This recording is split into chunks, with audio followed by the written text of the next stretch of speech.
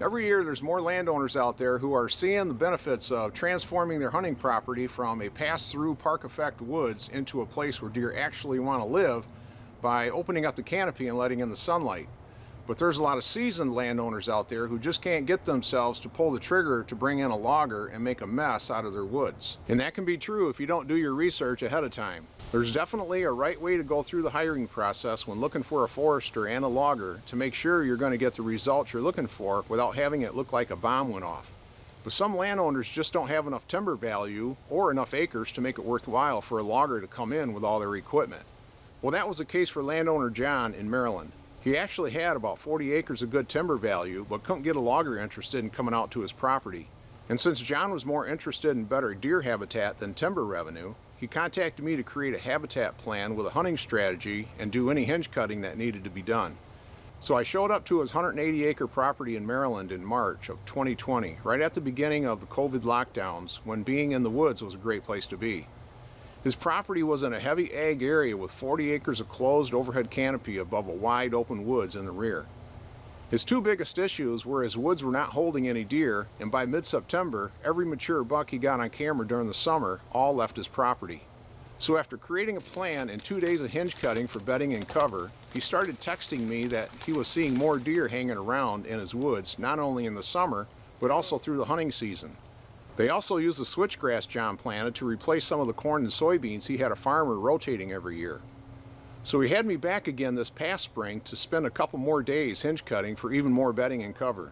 Now the rest of this video is a phone conversation John and I had recently where he shared with me how much his deer hunting has improved in 18 months.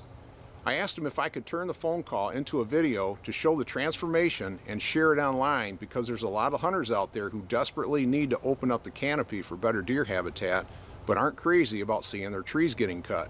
Hopefully this video will give them the confidence to move forward. Every photo and video clip is from John's property, and the drawing is a watered-down version of the actual habitat plan that was created for him. So with that said, let's go right into the call with John.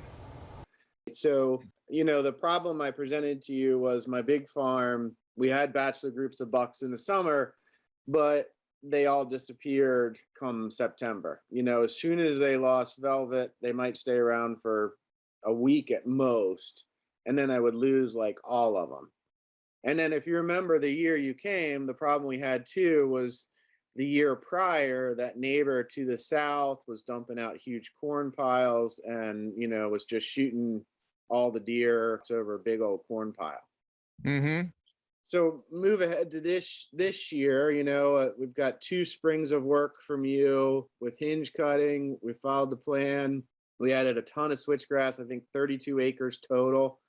We put food plots all around the switchgrass, which is really a cool thing to see. I've got cameras on the edge of the food plots and the switchgrass where they meet, and we've kept green there all year. So we planted a fall blend and drilled it right into the soybeans that we had planted in the spring.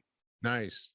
It's so interesting to just watch these deer walk out of the switchgrass into the food plots, eat for 45 minutes, and then walk back into the switchgrass. Before they'd probably leave your property to go bed down somewhere because you didn't have any cover in your woods either.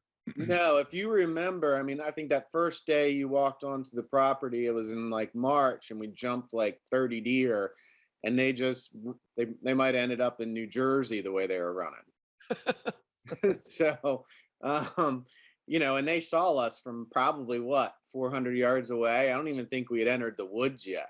I think we were still in the field, and they were, 300 yards into the woods from us, and they saw us and were running. So, that doesn't happen anymore with all the edge feathering and then all of my woods are so thick now. You walk into my woods and you look towards the hinge cuts, you really can't see farther than 40 yards, would be giving it credit. Nice. The feathering you did 2 years ago, I walked by it yesterday. You and I could be wearing blaze orange and standing on either side of that hinge clumping, jumping up and down with white flags and never see each other. Yeah, amazing, isn't it? Just 2 years. Yeah.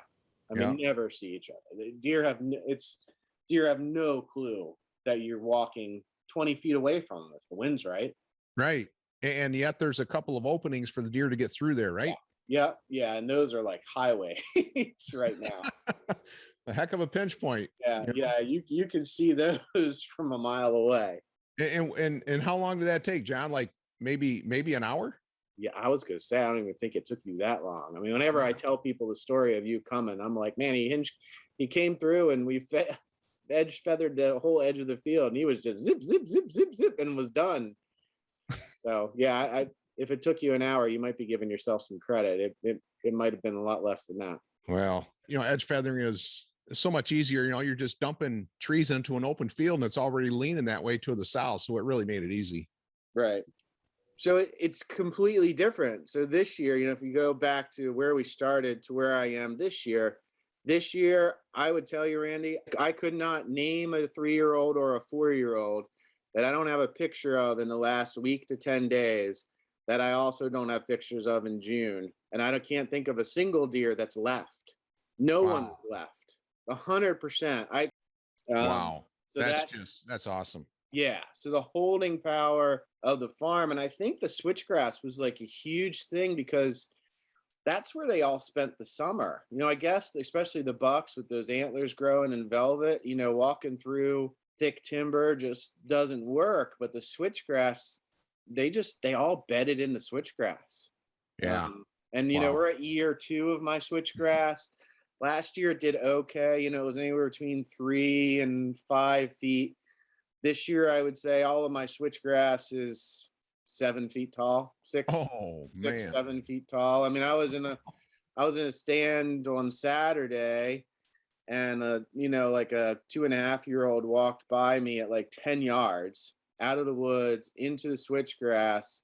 The deer must have only been 20 yards away when he went into switchgrass, and within 10 feet, I couldn't see him, and he couldn't have been more than 25 yards away.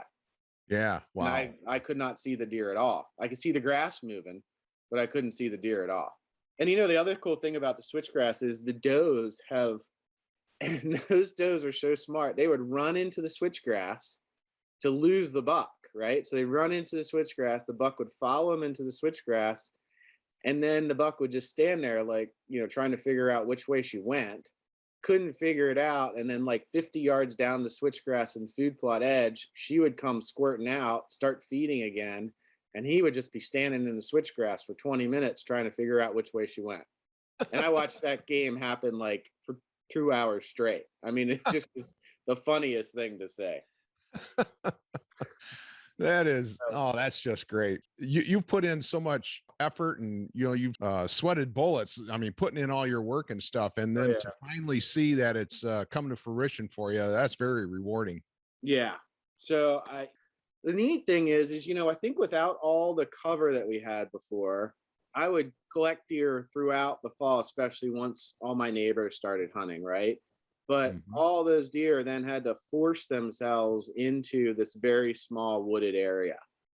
Well, just simply by adding 32 plus acres of switchgrass, and then you have the fence rows that are around the switchgrass, I dramatically increased the amount of cover. So my deer aren't all bottled up into one place. Now that in one way makes them harder, but I would argue more fun to hunt because I have more places to hunt on my property than I ever did before. It's like learning a new property this year because the deer are in fields that now have switchgrass that used to be, say, corn or soybeans that by this time of year would be empty. And of course, there were never deer sleeping in an empty cut soybean field. Well, now that field is 80% switchgrass that's 6 feet tall, and there's 20 deer in there. Yeah. And so that switchgrass is screening that one neighbor of you to the south, right? Where they had the dogs. Yeah, that's right. Yep. So it's kind of a learning process. And one of the things I wanted to talk to you about is, so I know this is like a labor of love, right? And it's I've definitely seen, I think last year I told you after you did the first bit of work that we were seeing an exorbitant number of 2-year-olds, right? Like I think my brother hunted my property one time and he saw in like late December, he counted 15 deer and he said they were all bucks and they were all about 2.5 to 1.5 years old. So this year, all those deer are now a year older. So the cool thing is just seeing the age structure starting to build. And so Mm-hmm. one of the predicaments I'm in, and that I wanted to seek your advice is, because we really started from scratch 2 years ago, and the oldest, let's just say oldest deer on my place at that time was 2 years old. Well, this year, and there weren't very many of those because of the neighbors. So this year I have on camera, and I run quite a few cell cameras. I know of 3 deer that are 4.5.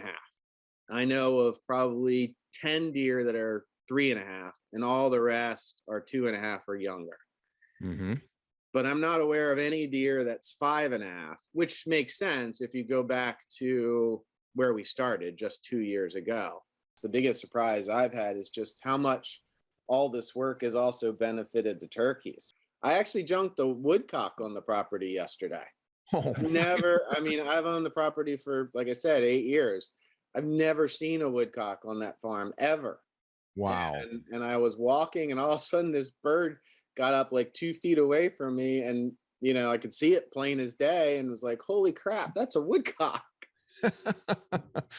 Amazing. I was sitting in a stand yesterday, and I was looking even at hinge cuts we did this year. I mean, they were thick. I could not see through them with binoculars, Nice. and it was only probably 80 yards away.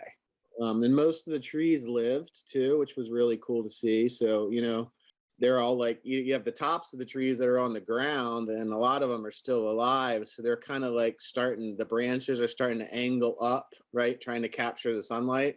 Yep. So that's kind of neat to see. And, I have this 6 point there this year. I have this 8 point, who I think is just a pig. I'm not quite sure how old he is, but I don't know what you think, but I would think probably closer to 5. Yeah. Look at his neck, and it's right. Yeah. Ooh, he's nice. Yeah. So he's a deer I think like definitely worth harvesting. I'm not quite sure when I had the last 5.5-year-old on that property in 12 years. I'm not sure if I've ever had one. Our gun season in Maryland opens that Saturday after Thanksgiving. So, my deer population could double or even triple next week. Yep. Yep. And that's why I say, boy, John, I still, even though, it appears as though your buck to doe ratio is 1-to-1, I'd still encourage you to shoot some does. Having the best habitat in the area Mm-hmm. is kind of a curse and a blessing. Yeah.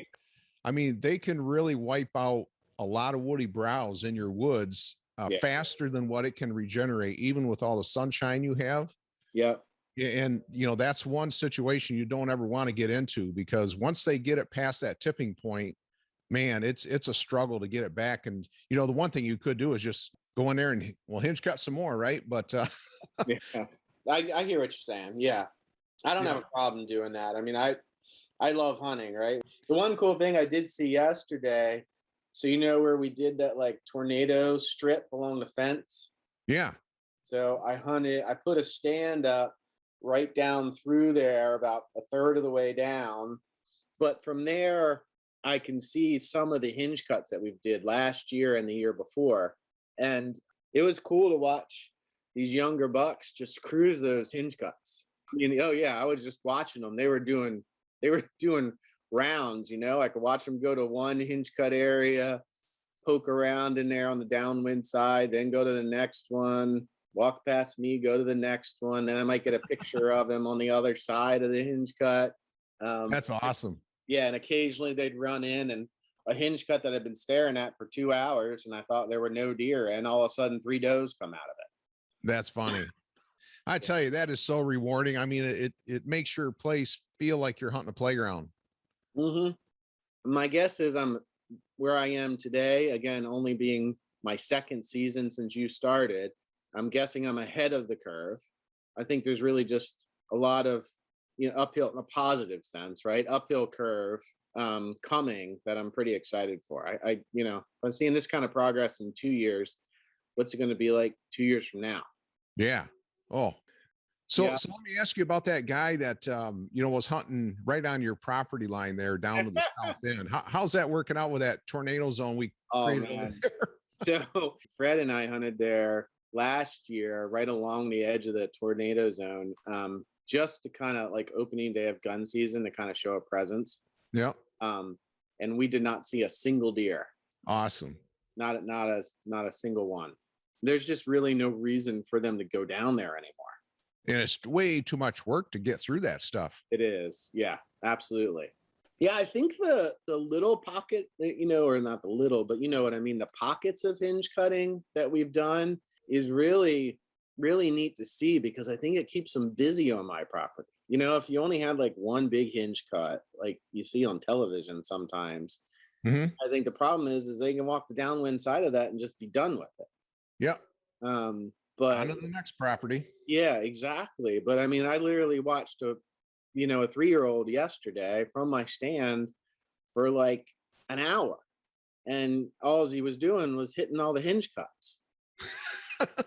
So it's one of those things where, and then they find a doe and they squirt it out, and then they realize it's not ready. So then they go back to the hinge cuts and start walking around, and you sit there and you think, oh, well, it's only a half hour or an hour, but that puts him, not maybe wandering onto a neighbor's until it's dark. Right. So, and John, this has happened. I mean, you're seeing this within 1 to 2 years of doing hinge cuts. Well, there are some guys out there that just are anti-hinge cutting, don't believe in it. And they would just soon rather go out and hack and squirt or girdle trees to open up the canopy. Boy, that I think in your situation right there is just proof that hinge cuts is like instant, and you get all this new woody browse and forbs, and you don't have your woods collapsing in on you over the next 5 years. Where's the next branch going to come down on, right? Right. And I would say the other thing too is between that and the switchgrass. I mean, we've just started getting coyotes in Maryland. I never had a picture of a coyote in Maryland until 3 years ago. And now I get them fairly regular on camera. But I think the benefit is like, there's no way a coyote's going to chase a deer through those hinge cuts. I mean, that deer can jump 6 feet over the hinge cuts, where that coyote's got to figure out how to get through all that. And then, the switchgrass. They don't operate very well in switchgrass. Yeah, I can't imagine the coyote chasing a fawn down in switchgrass. Nope.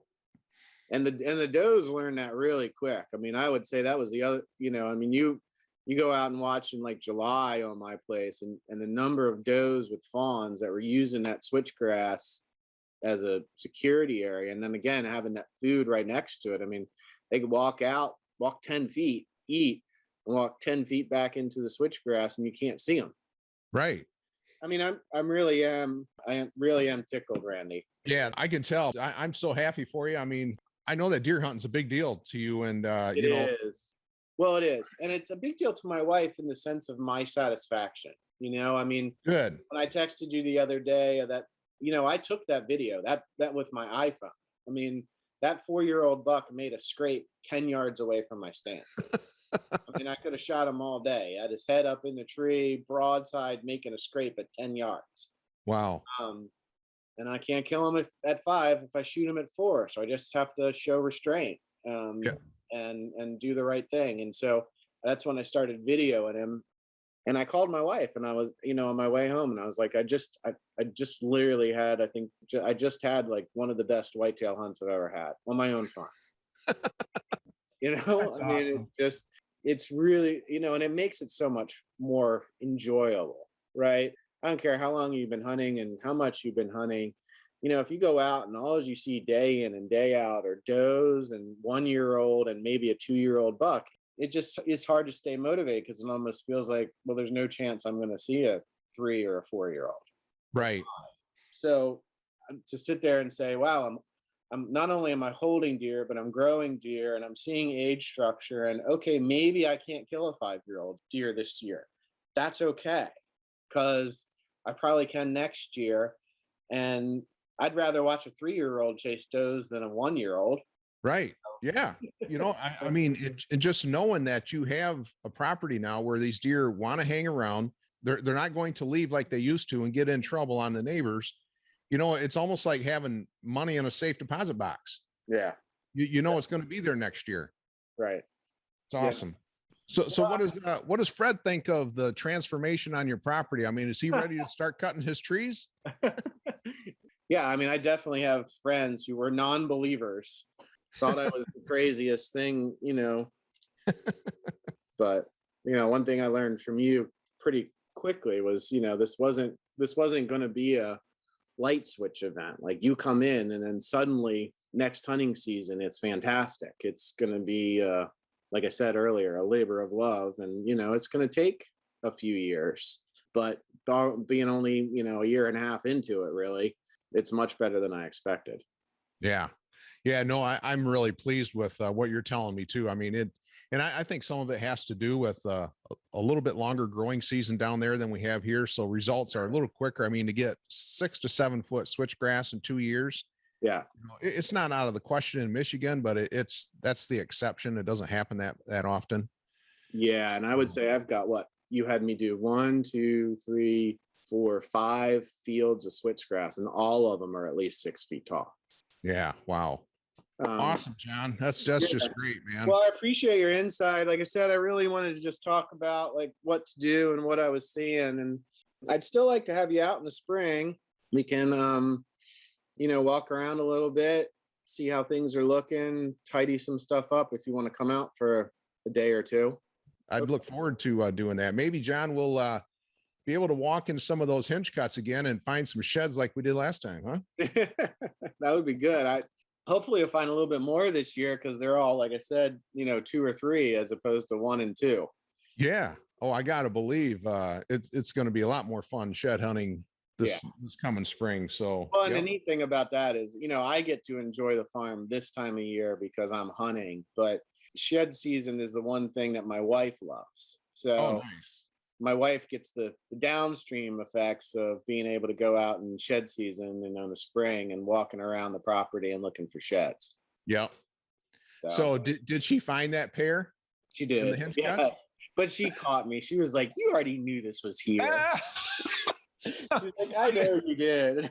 I didn't want to say anything because I don't know if she's going to listen to this, but but yeah, she knew, but it was all right. She enjoyed finding it. Cool, man. Well, I know you're busy. Good luck hunting. If you get anything, let me know, and I'll do likewise. All right, you bet. I sure will, John. And have a good week out there this week. You too. Yeah, enjoy the weather. Okay, thank you. Thanks. See ya. Bye-bye. Bye-bye.